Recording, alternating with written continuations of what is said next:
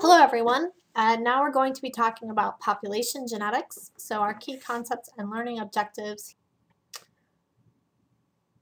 Okay, if I have two individuals who are heterozygous, that is, they each have two different alleles, and they mate, the gametes of each one can be either the big A or the little a. There will be four possible offspring: big A, little a, big A, big A, big A, little a, little a. How do I know the chance of the parental genotype? When we talked about Mendelian genetics, we were able to look at the pedigree and the phenotypes and make assignments of the genotypes based upon the transmission of the alleles and logic. If we're confronted with individuals and no pedigree, we need to also be able to calculate the risks, but how do we do that? Okay, we can use something called Hardy-Weinberg equilibrium. So if we're able to assume a population has no migration, no mutation, if a disease is recessive, that means we have two copies of the same alleles. What's the chance that the two individuals from the population have an affected offspring if the population prevalence of the disease is 10%? If it's recessive and we know we need two copies of the same allele, then what we are... Okay, so now I'm going to show you guys how to calculate the probabilities of an offspring for a population. On the left-hand side, you'll see the genotypic frequencies for one of the parents. Let's assume that that's mom. Or the genotypes for one of the parents. Let's assume that's mom. And now we can put those frequencies that we have from the population on that left-hand side next to mom's genotypes. And again, we can double check that those add to 1 just to make sure we're okay. And then in the second column, we put the possible genotypes for dad from the population. And those are, then each of those has the same frequencies from the population. And then to get the probability of a particular genotypic combination, you just multiply. So the probability that a big A mates with a big A based on population frequencies is 0.47 times 0.47, and that is 0.221. And similarly, for each of these combinations of genotypes that are going to mate, we can calculate the frequency by just multiplying those probabilities. And then we can check this sums to 1. Another way to do this exact same problem is to lay it out in a square. So the previous was a probability tree, and this way is a square. It doesn't matter which way you do it. I'm just showing you two alternate ways that you can lay these things out in order to get your genotypic frequencies combined so that you can figure out what's the combination of what is the probability of a particular parental combination. So the numbers are the same in the two ways. You just can choose the way that makes the most sense to you. Okay. So if we want to calculate the probability of a particular event, such as having an affected offspring, we want to know something like what's the probability that two individuals from the population have an affected offspring if the prevalence of the disease is 10%. So we have then the probability of the parent combination, mom and dad, and that's exactly from what we've seen on the previous two slides. Then from each of those combinations, there's a probability that they can produce an offspring with the recessive type small a. And in some of these, the probability that those two parents produce an affected offspring is 0. And in some of them, it's 25%, and some of them, it's 50%. And if you have two recessives, the chance that they have an offspring that has the recessive type is 100%. So then the event probability is just the product of the parental combination times the probability that that parent combination has a particular offspring. And then if we want to know what is the probability that it happens in the population, it's the probability that any one of these events happens. So it's an OR. And so if it's an OR, we add. So if we add up all of those possible combinations that are not 0, we get 0.099. So that is the probability that 2 individuals from the population have an affected offspring when a population prevalence is 10%. So what's the probability that 2 unaffected individuals from the population have an affected offspring? Well, if you look, with one exception, every one of these has an affected parent. So it's only the one where both parents are heterozygote and neither parent is affected is the one where 2 unaffected individuals have the chance of having an affected offspring, and that's 0.046. Penetrance. So the previous calculations all assume 100% penetrance. That is, that the genotype equals the phenotype. If penetrance is less than 100%, this will also affect the chance of showing the disease phenotype. So if penetrance is 80%, the chance that 2 unaffected individuals from the population have an affected offspring is just the chance that we had previously, 0.046, times 80%, 0.0368. Okay, here are some definitions, and again, I'm going to refer you to the definition handout. Polymorphic is a locus at which more than one allele exists in the population. Homozygous, both of a person's alleles are the same at a given locus. Heterozygous, 2 alleles differ. And we talked about the single gene Mendelian inheritance in the previous podcast, and now we're going to focus on multifactorial complex traits and polygenic inheritances as well. Okay, and the important thing to think about here is one gene may not be the whole story. There's a very nice paper in Nature in 2008 that really lays out what the idea here is that you have a set of genes, you have some kind of perturbation. That means that the gene network itself is perturbed. Then you have some environmental stimulus or trigger, and that environmental stimulus or trigger interacts with the gene network and gives you a disease. So how could we possibly figure out what genes, gene networks, and pathways are involved when we have these complex multifactorial traits and also potentially that are linked or interacting with the environment? Well, we have a bunch of options open to us. We can use animal models, large population associations, family studies, and isolated population studies. Okay, let's talk a little bit about animal models. Mice are very helpful and handy because we can often explore things in detail with mice that we could not do in humans. And here is an example of a set of genes where we have co-expression of a bunch of genes involved with cell cycle regulation, and those accurately predict diabetes and obesity in the mice. So this may actually give us some areas which we can follow up on to deal with diabetes and diabetic control that are not strictly involved in insulin. Okay, what about large-scale population studies? The most popular thing right now is something called the Genome-Wide Association Study, or GWAS. And actually, if you go to this link, you can actually see a bunch of information about GWAS studies. You have to choose a population, a sampling strategy. Enrollment is critical. Thinking about how you pick who to be in the study is critical. What you're basically going to do is look at many genetic markers. For example, in the previous podcast, we talked about SNPs. So we may want to look at the 900,000 SNPs from the SNP chip. We have to look at the population structure. And we're going to talk a little bit more about this in the coming slides. But if we don't take into account the kind of structure of the population, we may get some spurious associations. Then we have to phenotype our sample. And one of the most important things is consistent phenotyping. If you fail to consistently phenotype across the entire study, you can weaken your signal.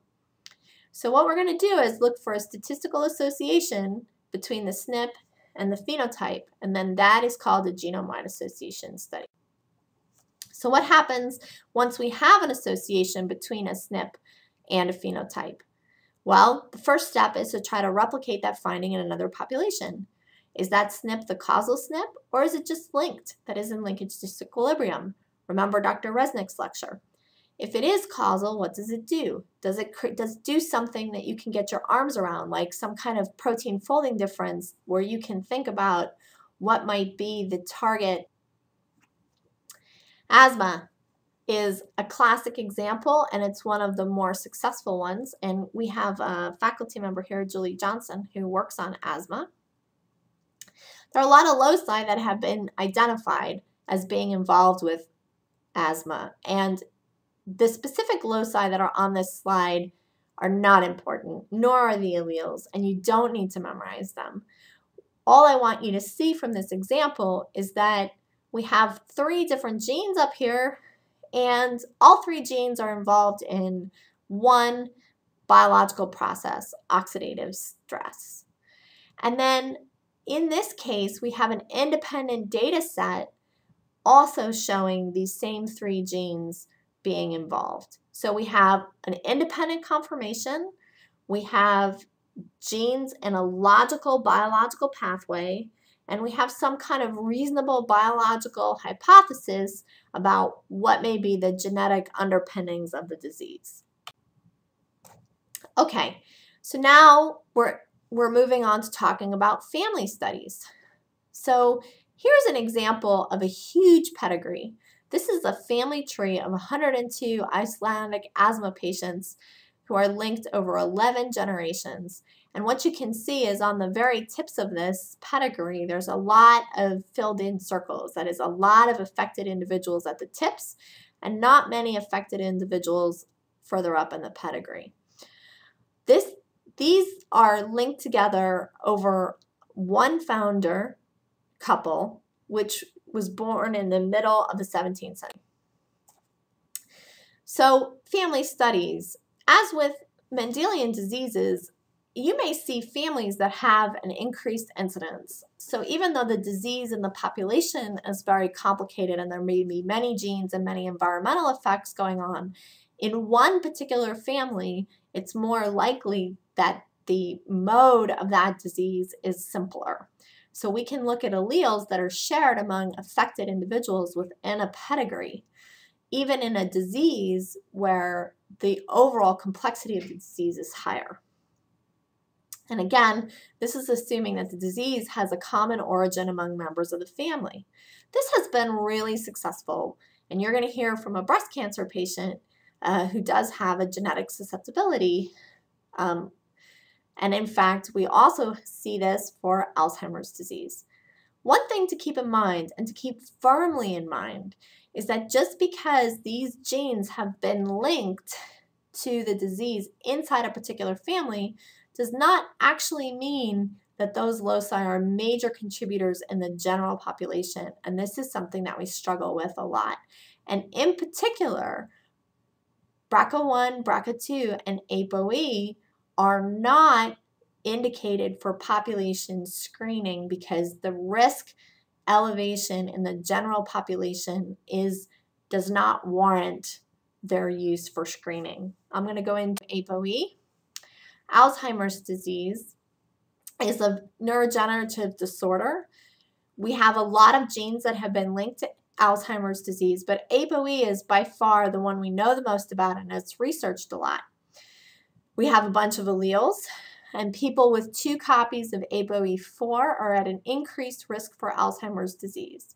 However, this risk really is conditional upon other unknown elements involved in the whole biochemical pathway. So, and there's also an issue with reduced penetrance. So knowing your ApoE4 status is not a diagnostic tool. And in fact, in a recent genome of Watson that has been released, the ApoE status of Watson has been redacted. Okay? We do not recommend ApoE testing even for a patient that is suspected of having Alzheimer's disease. At this point, Alzheimer's can only be definitively diagnosed with brain autopsy. What about founder effects? What are these? These are populations that are closed, they have small numbers of founders, and they share alleles among individuals in the current population at a higher rate than if the population had been started by a larger number of individuals. This is a way of looking at something called genetic drift. This means that if you have a deleterious mutation among the founders, then several generations down the line, unrelated individuals are more likely to be carriers of the same mutation. And that results in a higher likelihood of recessive disease in the subpopulation. And if you think about it, almost everybody has some deleterious mutations somewhere in your genome.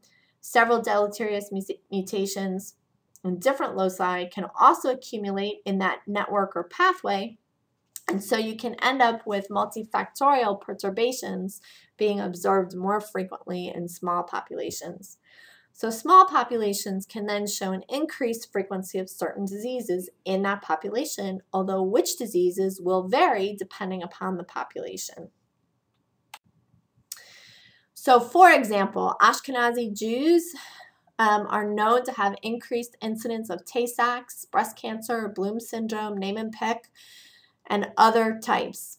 Old Order Amish have increased incidence of Alzheimer's, Parkinson's, diabetes, and Tay-Sachs. And in Iceland, which is a population which is very isolated, they have an increased incidence of coronary heart disease, osteoporosis, type 2 diabetes, and stroke. And in Cajun populations, increased incidences of other diseases. So it's not important that for the test, you know which populations have increased incidence of which disease. It's just important that you know which populations can have an increased incidence of disease if that population is small or restricted in its mating. And then in your clinical practice, if you have a particular population, so for example, if you end up in your clinical practice having a lot of Cajun patients, you will want to familiarize yourself with the diseases that are more frequent or more prevalent in that population. Some of these diseases may be quite rare in general, and you may not have studied them, but in your particular population, they're prevalent enough for you to be aware of them and look for them as part of a diagnostic tool. Okay, in March 2000, Iceland actually sold all of its medical records to a company. The company is now bankrupt, but still it's an interesting ethical dilemma because they are contrasting privacy of the individual against the greater good for understanding what are the genetic components underlying complex disease. Other isolated populations have taken advantage of their founder effect doing the same thing. Tonga, Estonia, and in fact, not just these populations, which we may think about as being a little bit fringe. Many major European populations, Danish, Dutch, Germans, have studied their populations for complex disease with their medical records. Do we have ethical issues? I think these are important things to think about, and certainly there are issues, and I don't think they're simple. We've started to address these in the United States by thinking about barring bias based on genetics in something called GINA, the Genetic Non-Discrimination Act. And so there's a lot going on with that and how we're going to deal with that in the future of healthcare. Okay. Going back to thinking about complex diseases, if we know that we have some mutation that causes a disease and we know where on the DNA the mutation occurs, then we can check individuals who wish to produce that mutation. We've now talked about situations where several different genes in related pathways may actually lead to the same disease, and I'm now going to point out that you can actually have mutations in genes that lead to different but related diseases. So when you have these complex interactions, you can get very interesting constellations, and I want you to pay particular attention to Dr. Williams' treatment of this because I think it's quite interesting, and it will be on the test. Personalized medicine. The goal here is to be able to take your family history, your population history, known therapeutic interventions that differ based upon genotype, and come up with a treatment that is special for you and is going to be able to work as effectively and efficiently as possible for you. There are a lot of things that make this a very complex undertaking. The disease itself, how complicated it is, the number of genes, the number of environmental triggers, patient compliance. So this is the vision and it's the goal, but it's hard, and it's something that will be evolving during your career as a clinician. So what's your motivation in the end for learning all of this genetics, for thinking about populations, for thinking about probabilities, for making this a part of your medical experience? It's to help you as you move forward in your career in making diagnoses, because recognition of genetic disorders can have implications in treatment and increasingly will do so as you move forward in your career. So if you know the clinical presentation for known genetic diseases, you're familiar with the phenotypes, you know the inheritance patterns for particular diseases, you know the individual patient's family history, you know population history, you may be able to make a more accurate and rapid clinical assessment of whether the patient's clinical presentation and or family population history is consistent with a known genetic disorder. You can confirm your diagnosis with genetic testing if a test for the particular disease exists. You can look at whether treatment options vary based upon what the particular genetics are for a particular disease. And then you can help patients and families interpret DNA results. Are particular tests sensitive and specific? Is there a consensus in the literature? What does OMIM tell you? And in this piece, you're also probably going to be relying again on the genetic counselors. Without any kind of DNA testing, counseling of a patient and a family has to rely on probability, much like any other diagnosis where you don't have a definitive lab test. The good news is that we have many more tests. They're easier and more available. And I suppose the bad news is you have more tests to learn about as people are becoming more and more interested in uncovering the genetic components of disease. This is a motivational slide and hopefully help you understand why we think this is important for you to learn. Thank you.